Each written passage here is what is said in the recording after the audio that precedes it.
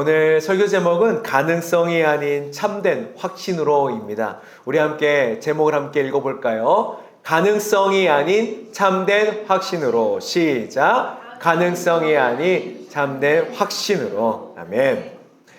네, 사랑하는 성공교회 여러분, 한 주 또 하나님의 사랑과 평안으로 또 말씀으로 살아내셨는지 모르겠습니다. 우리 예배 중에는 잠시 핸드폰은 진동과 꺼주시면 감사하겠습니다.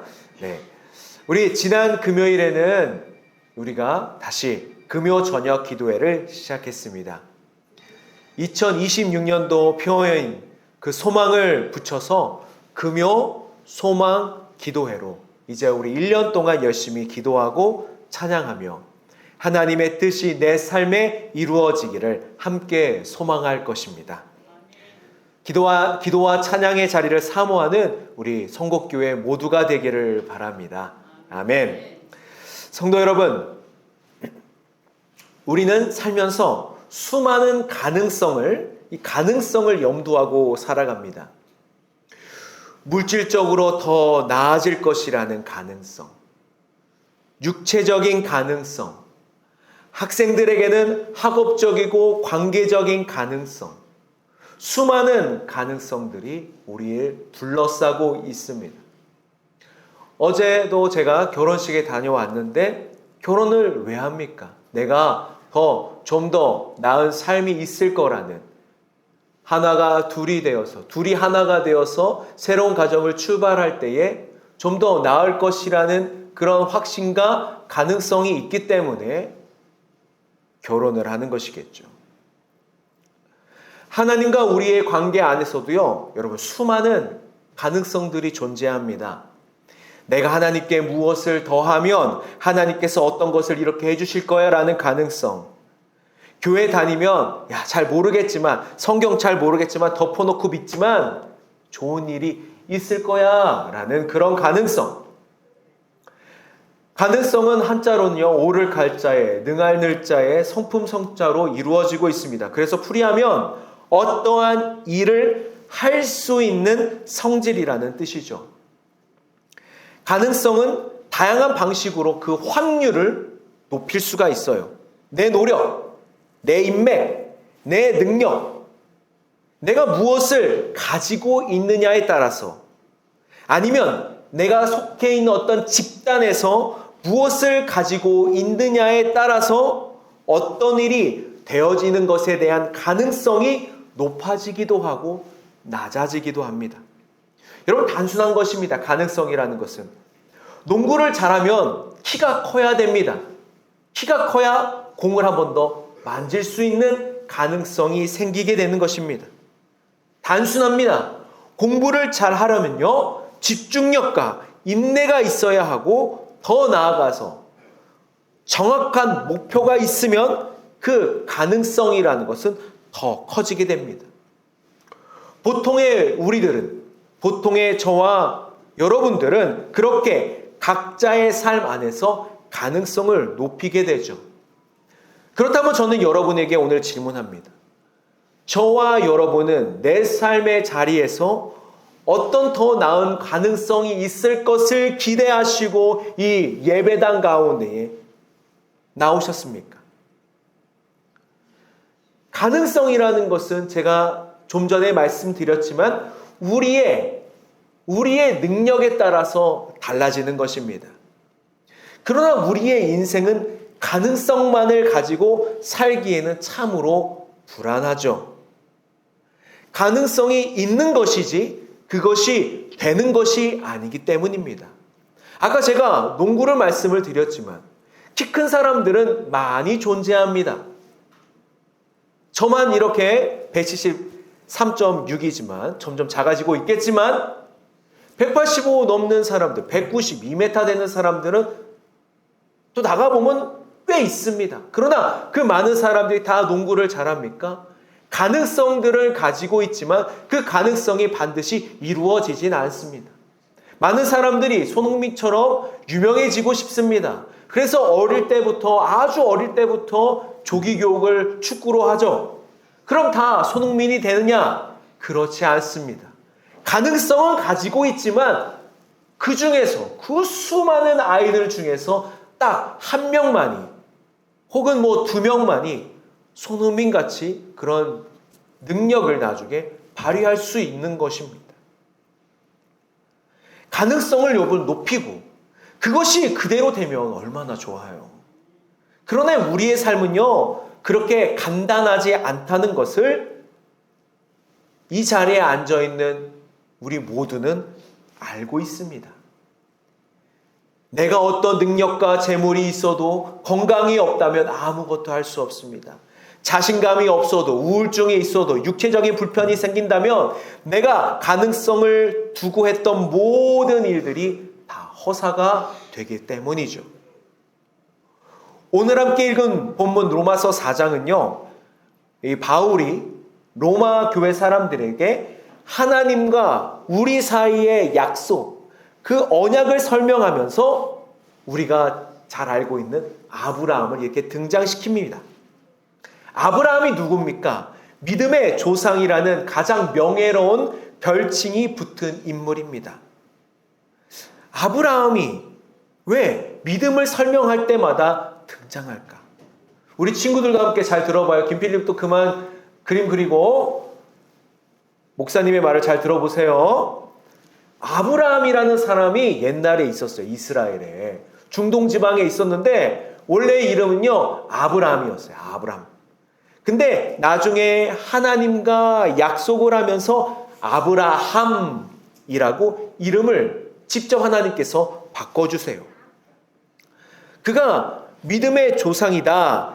인류의 믿음의 시작이라고 불리는 이유가 몇 가지가 있는데 오늘은 로마서에서 바울이 설명하려고 했던 부분만 잠깐 이야기해 볼게요.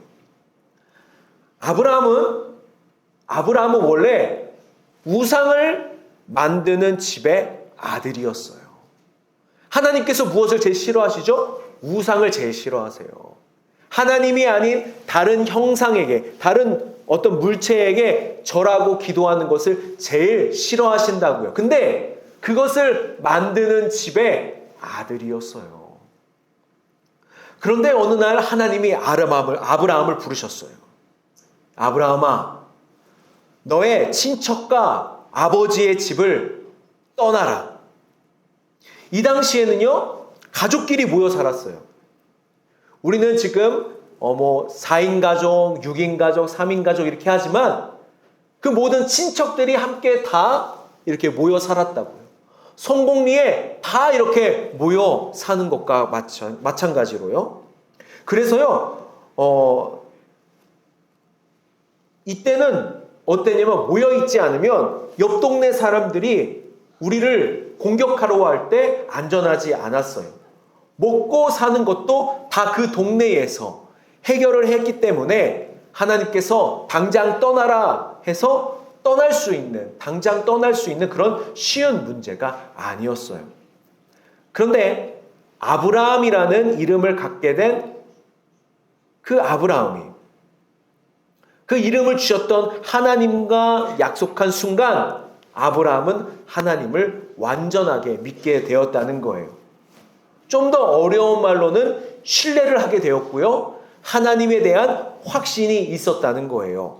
우리 4장 17절 로마서 오늘 그 18절부터 읽었지만 그 한 절 위로 올라가서 우리 로마서 4장 17절부터 우리 함께 읽어봐요. 한 절 읽어보겠습니다. 기록된 바 내가 너를 많은 민족의 조상으로 세웠다 하심과 같으니 그가 믿은 바 하나님은 죽은 자를 살리시며 없는 것을 있는 것으로 부르시는 이시니라. 아멘.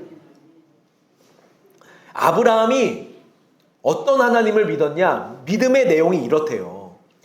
하나님은 어떤 자를 살리신다고요? 어떤 자요? 방금 읽었는데 죽은 자를 살리신다고 하세요. 그리고 없는 것을 있는 것으로 부르시는 하나님이시라라는 것입니다. 여러분 둘 다 믿기는 힘들어요.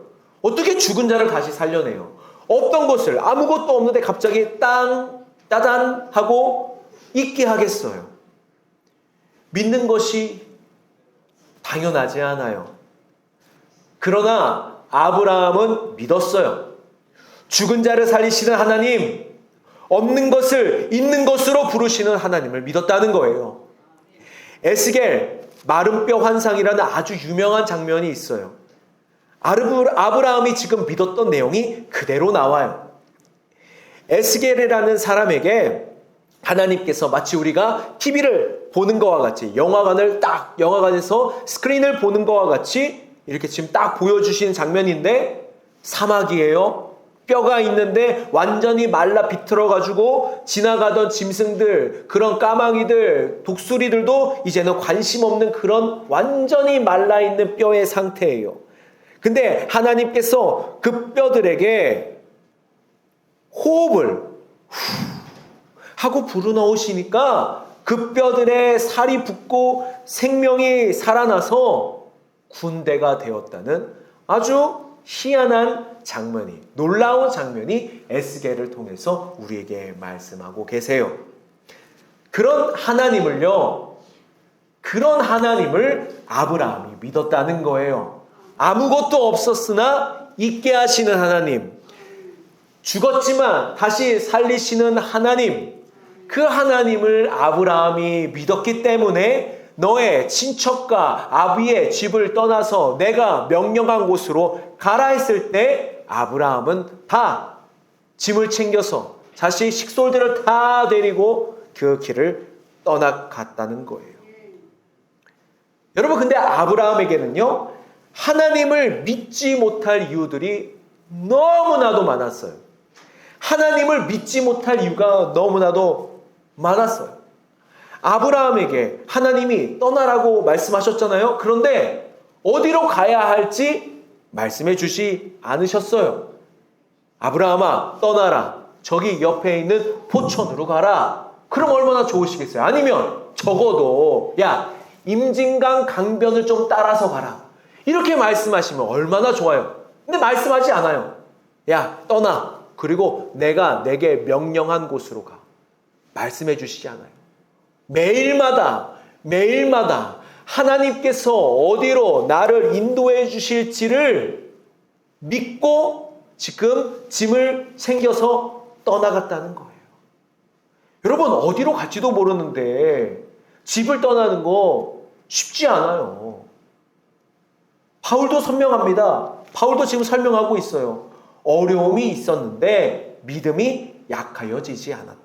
19절입니다. 19절 함께 읽어볼게요. 시작. 그가 백세나 되어 자기 몸이 죽은 것 같고 사라의 태가 죽은 것 같음을 알고도 믿음이 약하여지지 아니하고. 아멘.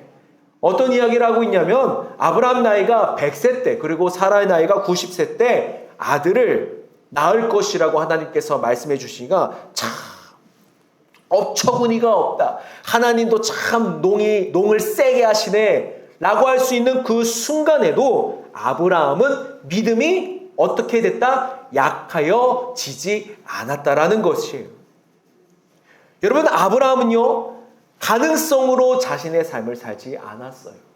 하나님께서 불러주시니까 그냥 잘 되겠지라는 그런 가능성을 두고 하나님께 순종한 것이 아니에요. 물론 아브라함의 인생에서도요, 자신의 능력을 믿고 그래서 가능성을 두고 일을 처리해 본 적들도 있어요. 성경에 나옵니다. 그런데 그 결과는 어땠을까요? 완전 대실패. 그러나 하나님께 자신의 인생을 맡길 때에는 하나님을 가능성으로 두지 않고 확신을 가지고 하나님을 믿었다는 것. 우리는 하나님을 가능성이라는 될 수도 있고 안 될 수도 있는 존재로 믿는 것이 아닙니다. 하나님께 믿을 때는 온전한 믿음, 완전한 믿음으로 하나님께 나아가야 된다는 거예요. 여러분, 믿는다는 것은요, 확신이에요. 적어도 결혼할 때 그 결혼식만큼은 저 남자가, 저 여자가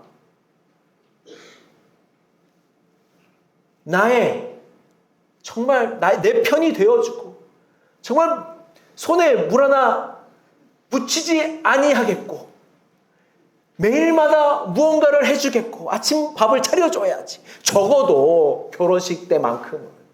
그런 믿음과 확신이 있어서 결혼하는 거잖아요. 결혼할 때도 야, 저 인간이 내 아침밥을 차려줄까? 저 인간이 과연 내 손에 물 하나 묻히지 않게 해줄까라는 그 의심을 가지고 결혼식장에 가봐요. 그 결혼식이 얼마나 우울하겠어요.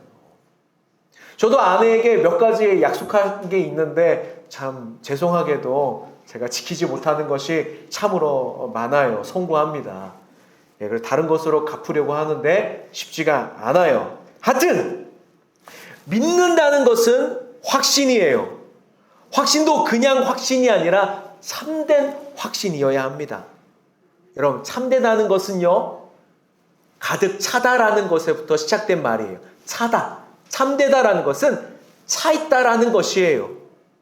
그래서 참된 확신이라는 것은 그 확신이 어느 한 곳에 조금 부족한 게 아니라 우리 마음 가운데에 가득 찬 확신이를 말하고 있는 것이에요.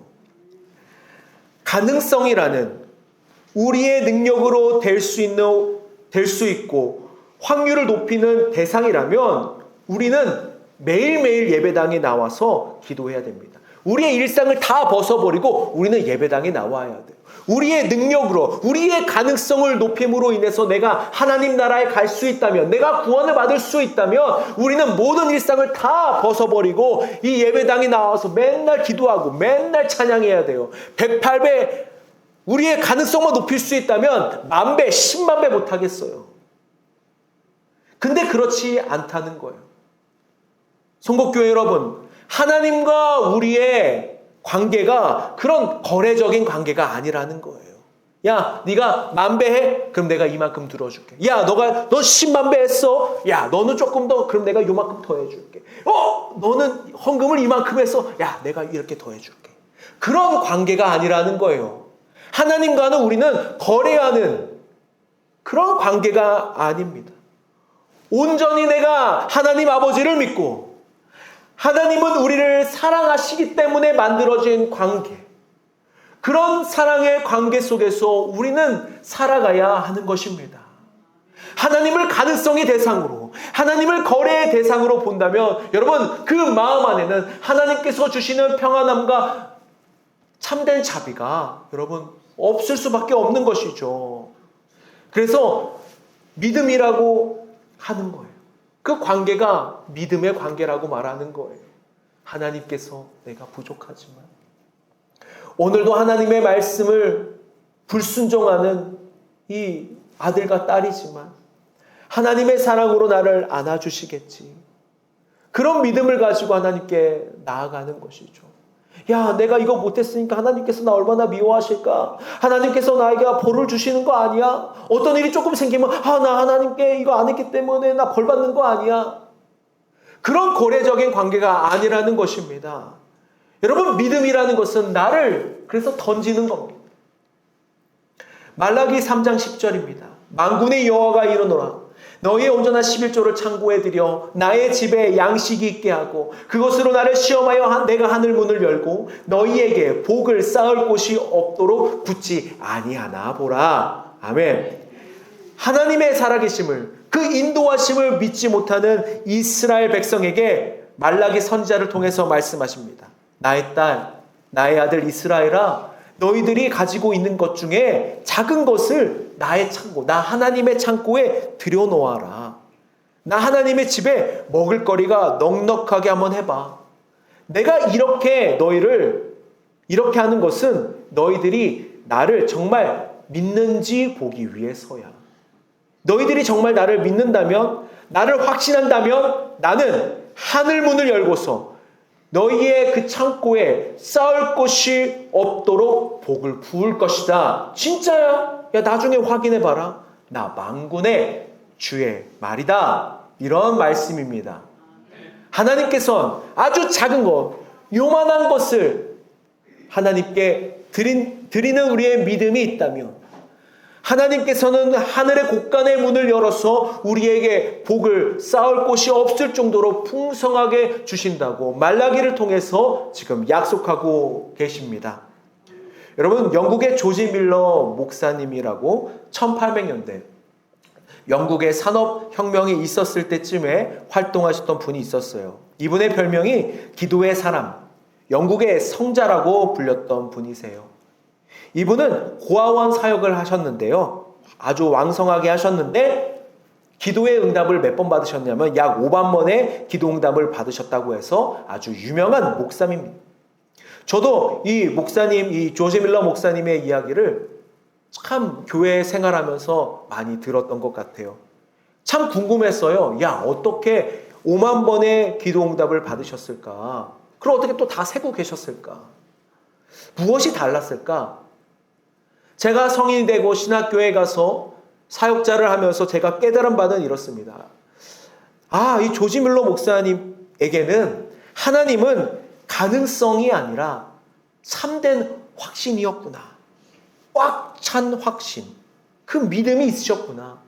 그렇기에 산업혁명 시절 정부도 손을 놓았던 그 수많은 고아들을 자신이 헌신하면서 그 많은 고아들을 키우신 조지 밀러 목사님은 기도 제목 하나하나를 다 적어가면서 하나님에 대한 확신으로 살아내셨습니다. 작은 것 하나도 하나님을 향한 온전한 믿음으로 그로 인하여서 그 많은 어린아이들에게, 고아들에게 희망을 주고 소망을 주고 하나님을 바라볼 수 있게 하셨습니다. 성도 여러분, 저와 여러분의 삶 속에서 가능성을 넘어선 확신을 가지고 하나님을 믿으시길 바랍니다. 성도 여러분, 조지 밀러 목사님의 삶이 우리에게 주신 가장 큰 울림이 무엇일까요? 그것은 목사님이 확률을 계산하는 사람이 아니라 하나님과 나와의 약속을 신뢰하셨다는 것입니다. 목사님이 고아원 사역을 처음 시작했을 때 주변 사람들은 모두 가능성에 대해서 이야기했습니다. 지금 경제가 어렵습니다. 정부의 지원도 없는데 어떻게 수천 명을 먹입니까? 그것은 불가능한 일입니다. 사람들은 눈에 보이는 자원과 환경을 근거로 안 될 이유들을 찾습니다. 그것이 또한 우리들이죠. 그러나 조지 밀러 목사님은 환경이 아니라 하나님의 그 성품에 자신을 던졌던 것입니다. 오늘 우리가 읽을 로마서 4장 17절에서 말씀하시는 것과 같이 그가 믿은 하나님은 죽은 자를 살리시며 없는 것을 있는 것으로 부르시는 이었기 때문입니다. 여러분, 아브라함의 상황을 다시 한번 보십시오. 19절은 아브라함의 몸이 죽은 것 같음을 알고도 믿음이 약하여지지 않았다고 기록하고 있습니다. 여기서 죽은 것 같다라는 것은요, 가능성이 0%, 0이라는 뜻입니다. 인간의 생물학적 조건으로 볼 때는 아브라함이 100세, 사라가 90세, 이제는 더 이상 아기를 낳는 것이 이제 거의 대화의, 논의의 대상조차 되지 않는 상태였어요. 사랑하는 성곡 여러분, 성곡교회 성도 여러분, 오늘 여러분의 삶 가운데 죽은 것 같은 부분은 무엇입니까? 내가 아무리 노력해도 나아지지 않는 어떤 경제적인 형편입니까? 오랜 시간 기도해도 변하지 않는 가족의 모습입니까? 혹은 의사로부터 더 이상 방법이 없습니다라는 말을 들은 건강의 문제입니까? 세상은 우리에게 이렇게 말합니다. 야, 가능성이 없으니까 이제 포기해라. 그러나 믿음은요, 그 지점에서 시작되는 것입니다. 가능성이 끝난 곳에서 하나님의 역사가 시작됩니다. 아브라함은 자신의 몸의 무능함을 보지 않았고 약속하시는 분의 그 신실함을 보았습니다. 본문 20절과 20절은 또 이렇게 이야기하죠. 믿음이 없어 하나님의 약속을 의심하지 않고 믿음으로 견고하여져서 하나님께 영광을 돌리며 약속하신 그것을 또한 능히 이루실 줄 확신하였으니, 여기서 확신이라는 단어는 헬라어로 플레오포레오라고 합니다. 이는 배가 돛을 활짝 펴고 바람을 가득 받아 앞으로 나아가는 상태를 의미한다는 거예요. 내 힘으로 노저를 가는 것은요, 그거는 가능성의 영역이에요. 내가 더 팔이 아프도록 노를 저어가는 것은 내 가능성의 영역이에요. 내 팔의 근육만큼 갈 수 있어요. 그러나 돛을 높이 올리고 성령의 바람으로 나를 맡기는 것은요, 확신의 영역이라는 거예요. 조지 밀러 목사님이 5만 번의 응답을 받을 수 있던 비결은 이 목사님이 특별한 능력이 있어서 아니에요. 목사님은 기도의 응답이 올 때까지 그 돛을, 확신의 돛을 내리지 아니했던 거예요. 수천 명의 고아들, 매일마다 빵이 없으면 굶어 죽지만 빵을 주실 하나님께 이 인생이라는 배, 그 고아원이라는 배를 완전히 맡겨버렸던 것이에요. 여러분, 믿음은요, 하나님께 투자하는 것이 아닙니다. 투자는 손해볼 가능성을 염두에 두고 조금 넣어보는 것이지만 믿음이라는 것은 나를 던지는 것입니다. 11조에 대한 말라기 말씀도 결국 그 의미예요. 내가 가진 것을 내어놓음으로 인해서 내 인생의 주인이 누구인지를 증명해 보아라. 그러면 내가 책임지겠다. 하나님의 도전이신 것이죠. 이제 말씀을 정리하겠습니다. 성곡교회 성도 여러분, 우리는 2026년 한 해를 시작하며 소망이라는 단어를 이 가슴에 새겼습니다. 우리가 품은 이 소망은 막연하게 잘 되겠지라고 빌어보는 그런 긍정적인 생각이 아닙니다. 우리의 소망은 죽은 자를 살리시는 하나님에게 근거한 확신인 줄 믿습니다. 지난 금요일부터 시작된 금요 소망 기도회는 바로 이 확신을 연습하는 자리입니다. 가능성이 보이지 않아 낙심될 때, 내 능력의 한계에 부딪히고 주저앉고 싶을 때 우리는 기도의 자리로 나와야 합니다. 조지 밀러 목사님이 무릎으로 고아들을 먹였던 것처럼 우리도 기도로 우리의 가정을 지키고, 기도로 우리의 일터를 살리며, 기도로 우리의 자녀들을 세워 나가야 되는 줄 믿습니다. 하나님은 지금도 살아계셔서 우리 성곡교회 성도들의 기도를 들으시는 줄 믿습니다. 여러분의 기도가 가능성을 묻는 질문이 아니라 확신을 선포하는 고백이 되기를 바랍니다. 세상의 계산기를 내려놓고 하나님의 약속의 말씀을 펼치시길 바랍니다. 아브라함의 하나님이 바로 저와 여러분의 하나님인 줄 믿습니다. 100세대 노인에게 아들을 주신 하나님께서 오늘 여러분의 메마른 삶에 생명의 꽃을 피워주실 줄 믿습니다. 5만 번이나 응답하신 하나님께서 오늘 여러분의 작은 그 신음에도 응답해 주실 줄 믿습니다. 이번 한 주간 우리가 그 가능성에 일희일비하는 삶이 아니라 확신 가운데 거하며 세상을 이겨내는 그리스도인으로 살아가는 성곡교회 모든 성도님이 되시기를 주님의 이름으로 축원합니다. 아멘. 기도하겠습니다.